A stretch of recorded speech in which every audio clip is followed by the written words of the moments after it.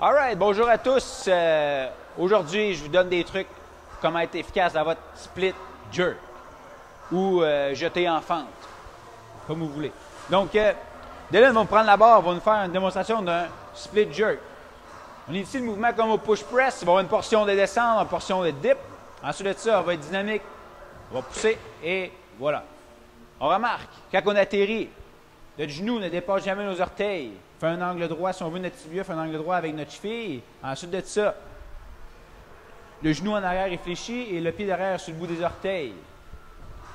Notre tronc est droit et notre dos aussi, les abdominaux sont relativement contractés pour éviter que notre dos soit courbé. Ça marche? Donc, quand on revient dans notre split jerk, on ramène le pied en avant un tiers du chemin, le pied en arrière 2 tiers du chemin. C'est bon? Donc, petites erreurs. OK? Qu'est-ce que les gens vont voir?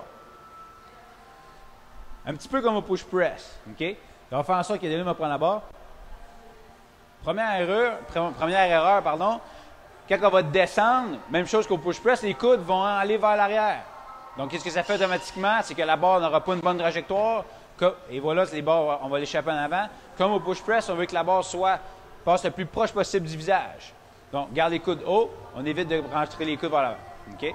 Ensuite de ça, deuxième erreur qu'on va souvent voir, c'est que la fente ne sera pas assez longue. OK? Donc là, on va faire une fente qui est un petit peu plus courte. Qu'est-ce que ça fait, ça? Tu peux ramener Dylan. Qu'est-ce que ça fait, en fait? C'est qu'on n'a pas assez de chute en dessous de la barre. On va toujours finir en dessous, le mouvement en faisant un petit press. L'objectif de faire un split jerk, c'est de driver la barre, de donner de l'énergie à la barre le plus possible pour nous aller en dessous de la barre. Donc, si on marque Dylan, remarquez la pointe de la barre n'augmentera presque pas. Tu peux faire juste un mouvement. Un bon split jerk. Et si on regarde, la barre n'a pas monté tant que ça versus si on faisait un push press. Good. Donc, je rappelle les critères pour un bon split jerk. On fait juste un dernier. Dip, garde le tronc droit le plus possible. On drive la barre. Pleine extension. Genou ne dépasse pas les orteils. Angle droit avec la cheville. Les hanches sont tournées vers l'avant. Le genou derrière est fléchi. Et le pied sur le bout des orteils. On ne veut pas le pied à plat derrière. Voilà, c'était les trucs de la semaine pour les split jerks.